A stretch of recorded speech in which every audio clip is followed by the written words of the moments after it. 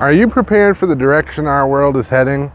Do you have the supplies, the knowledge, and the experience to survive what is coming our way?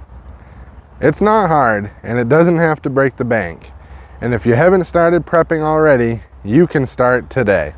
I'm Rob at Wicked Prepared, and I'm going to show you the 5 F's that will lead you straight to an A+ in preparedness. And you'll want to stick around for the end of this video. I'm going to show you a product I never even knew existed, but it's one of the most innovative ideas I've seen in a while. All right, let's go.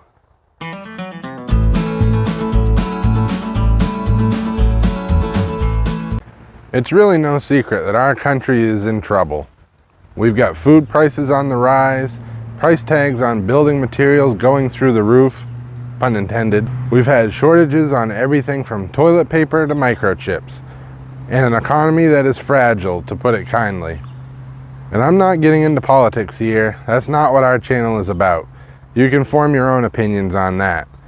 But as a whole, our government and our nation are on the brink of collapse. The reality is we, as a people, are facing some seriously difficult times, and things aren't getting easier anytime soon. I'm concerned that our way of living is nearing its end. We're in the midst of a global shift, and there's nothing you or I can do to change it.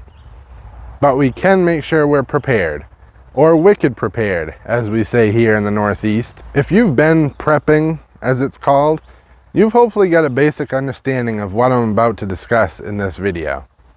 But I'm going to make it brief, or at least try, so just watch along and get a feel of where I'm heading with this.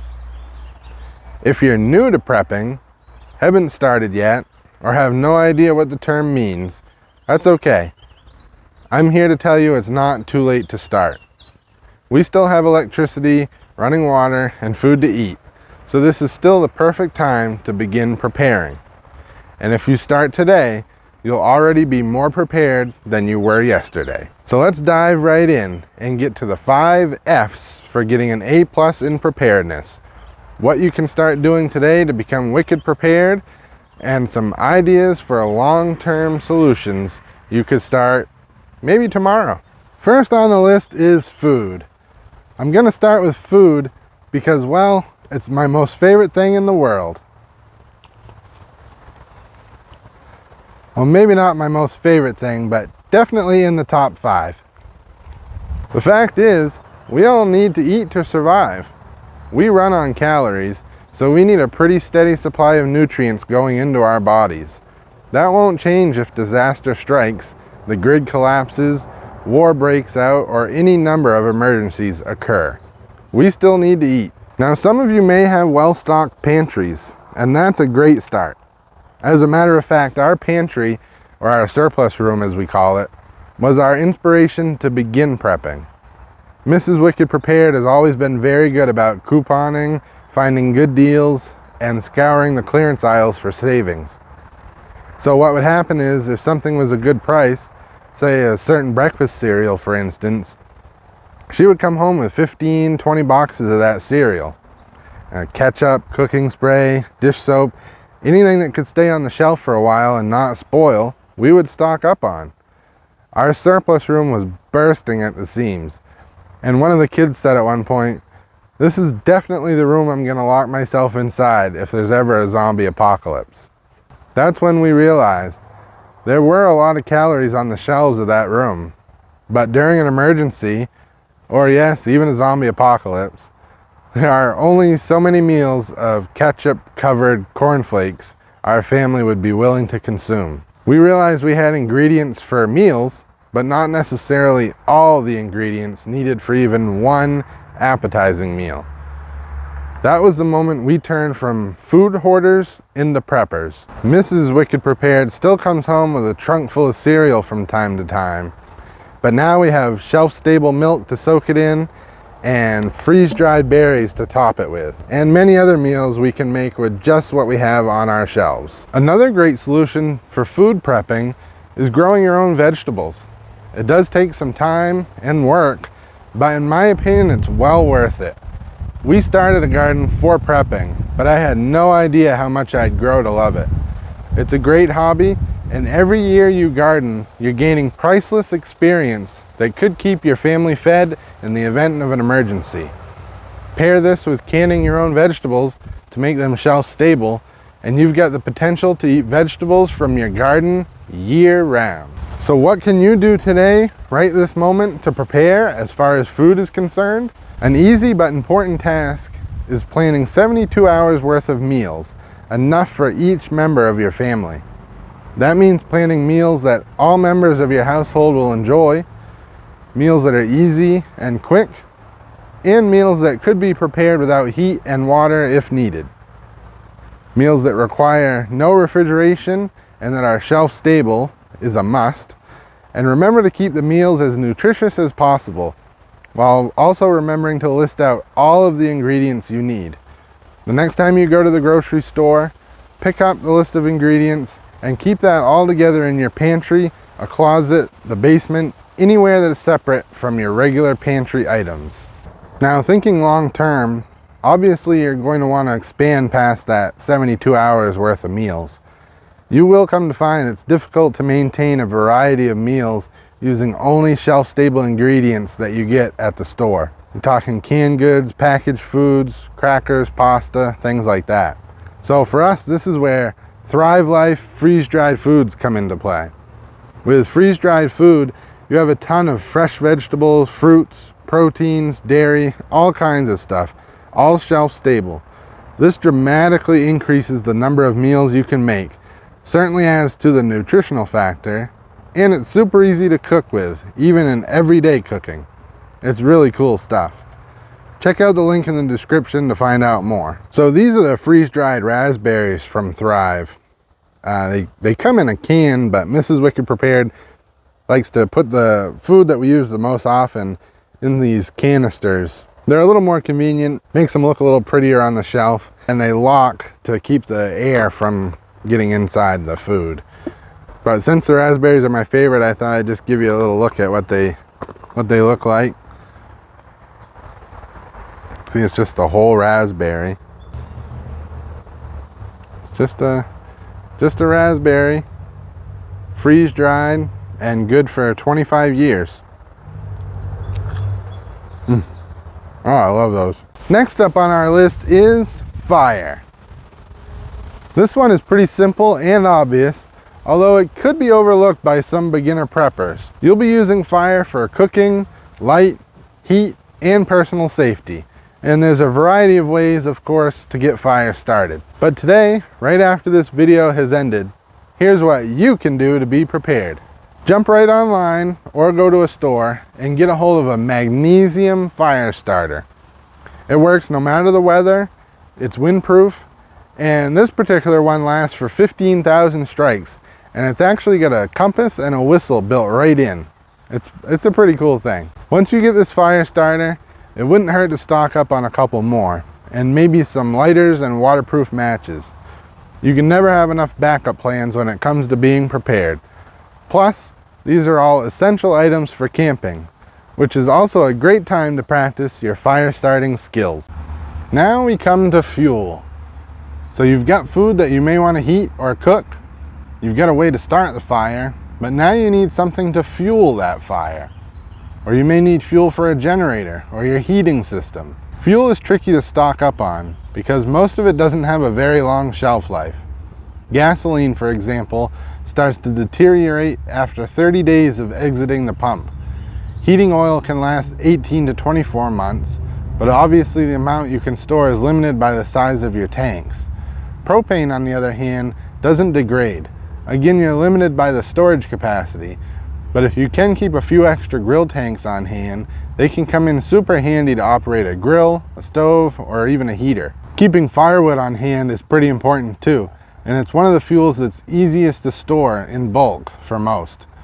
And of course, it's somewhat easy to replenish this supply in the event of an emergency, as long as you live near a wooded area and own a saw and an axe. Now we come to butane, and this is where I'll tell you to take action today to begin prepping.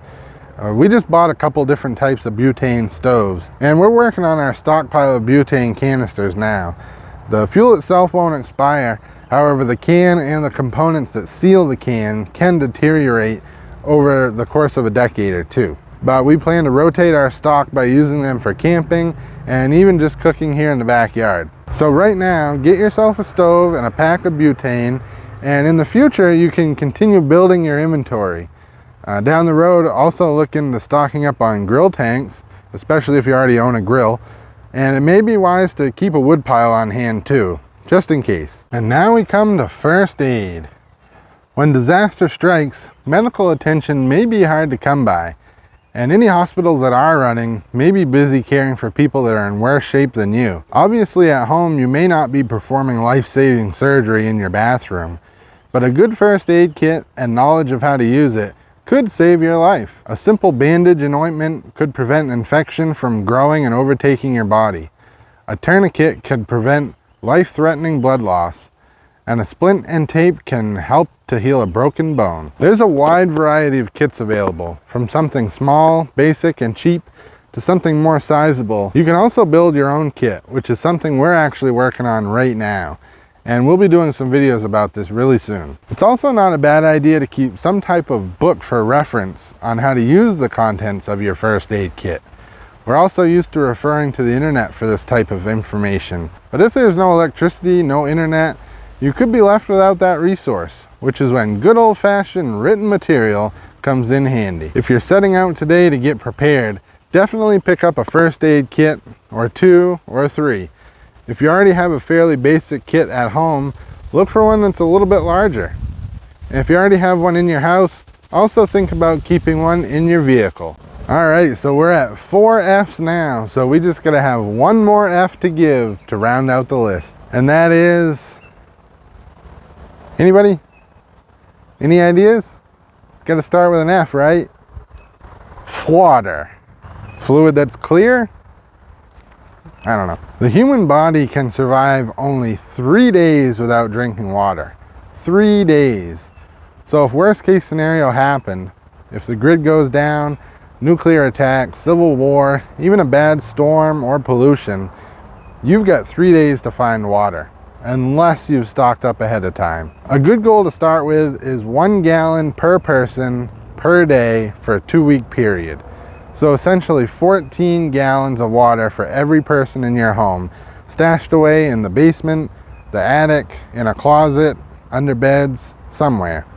So definitely start working on this today. However, it's virtually impossible to stock up enough water to survive on for the rest of your life.